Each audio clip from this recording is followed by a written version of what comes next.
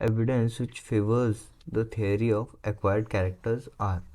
ऐसे ऐसी कौन से नीचे दिए गए स्टेटमेंट में से एविडेंस है या फिर स्टेटमेंट है जो कि एक्वायर्ड कैरेक्टर की थियरी को फेवर करते हैं।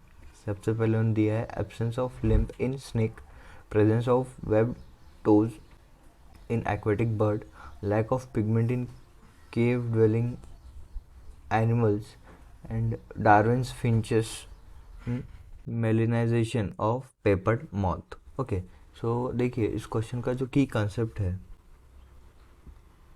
की concept of this question would be inheritance of acquired characters, theory of inheritance of acquired characters, theory of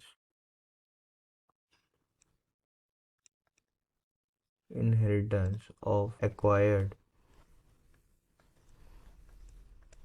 characters।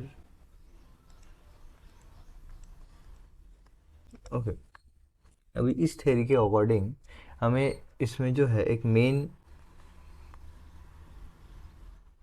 Concept दिया गया है, एक मेन स्टेटमेंट दिया गया है, use and disuse of organ and disuse organs.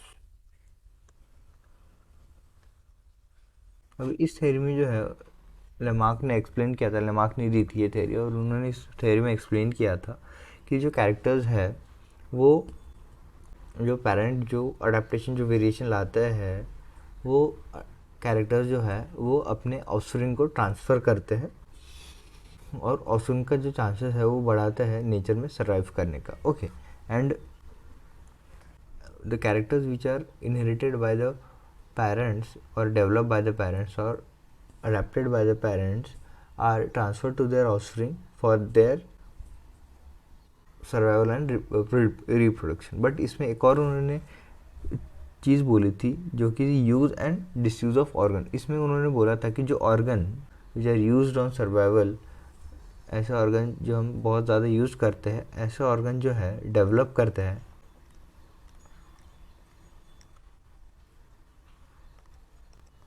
ऐसे ऑर्गन क्या होता है, डेवलपमेंट होता है, एंड ये ऑर्गन जो है well adapted and well adapted बन जाते हैं। ओके, अभी वेल अडेप्टेड इस सेंस में कि ऑर्गन्स जो है वो अपने सराउंडिंग के अकॉर्डिंग जो है वो चेंज होने लगते हैं एंड फिर एक स्टेट में आ जाते हैं जाकि जिसकी वजह से जो है वो ऑर्गन उस एनिमल को हेल्प करता है सर्वाइव करने में इन दैट सराउंडिंग। ओके, अभी इसका अगर हम देखें एक और काउंटर पार्ट है जो कि है डिसयूज़ ऑफ ऑर्गन। ये तो हो गया और यूज़ ऑफ ऑर्गन, पर एक और पार्ट है जो कि डिसयूज़ ऑफ ऑर्गन।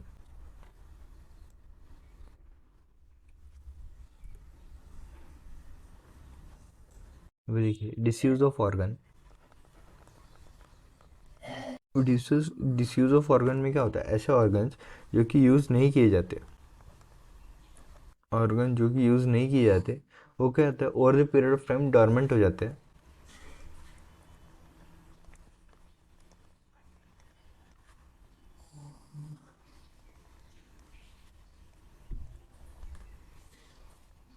वो over the period of time dormant हो जाते हैं एंड डोरमेंट होने की वजह से उनका ज़्यादा यूज़ नहीं होने की वजह से फिर धीरे धीरे वो ऑर्गन जो है वो हमारे बॉडी से चले जाते हैं, हमारे बॉडी में जो है वो ऑर्गन नहीं रहते।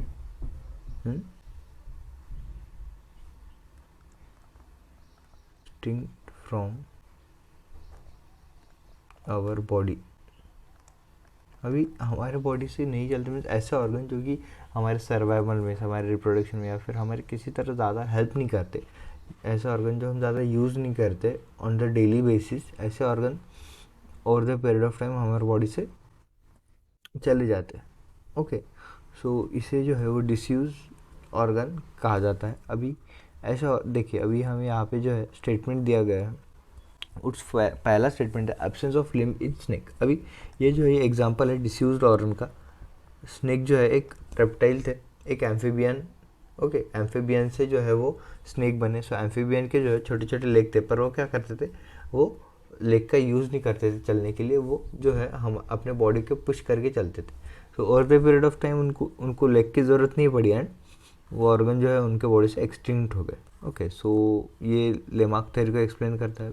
फिर उसके बाद है presence of webbed toes in aquatic bird. अभी अगर आप नॉर्मल बर्ड देखोगे, उन बर्ड्स में जो है वो कोई भी प्रकार का वेब्ड टो या फिर वेब्ड फीट नहीं होते, क्योंकि उन वो उड़ के वो जो है अपना खाना जो है वो फ्लाई करके बनाते हैं, फ्लाई करते हैं एंड वो अपना खाना ढूंढते हैं। पर एक्वेटिक बर्ड्स में क्या होता है, उनको अपना खाना जो है वो पानी में ढूंढना पड़ता है, तो उनको पानी में स्विम करना पड़ता है। पानी में सर्वाइव करने के लिए, पानी में स्विम करने के लिए अगर वो पानी में स्विम नहीं करेंगे तो दिल डाई बाय ड्राउनिंग।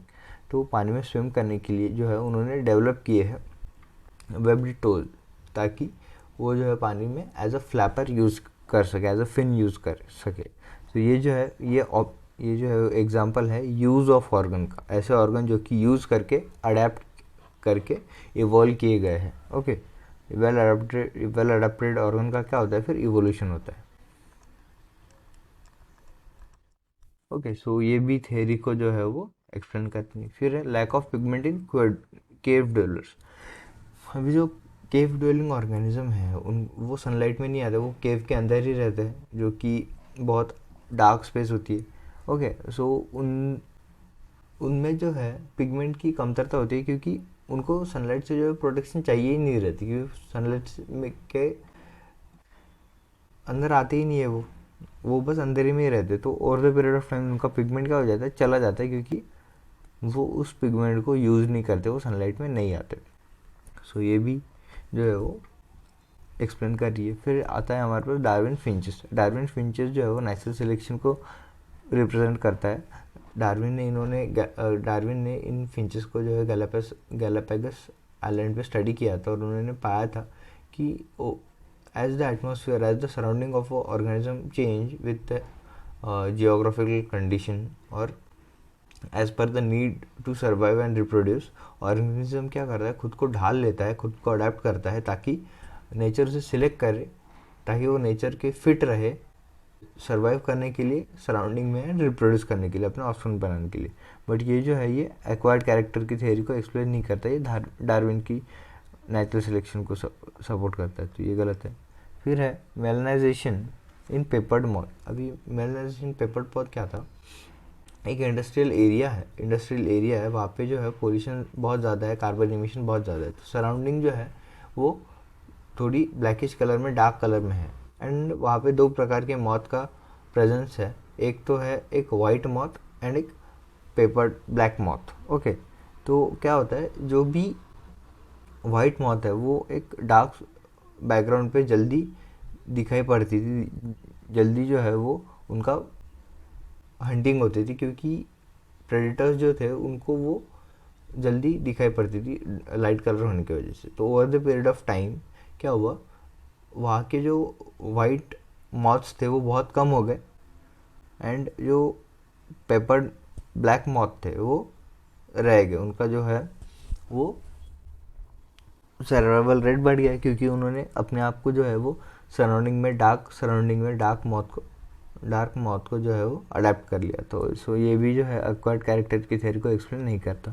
तो इस क्वेश्चन का आंसर जो है वो हमारे पास हो जाएगा option D, first, second and third. Option D, the final answer of this question would be option D. I hope you understood it well. Best of luck.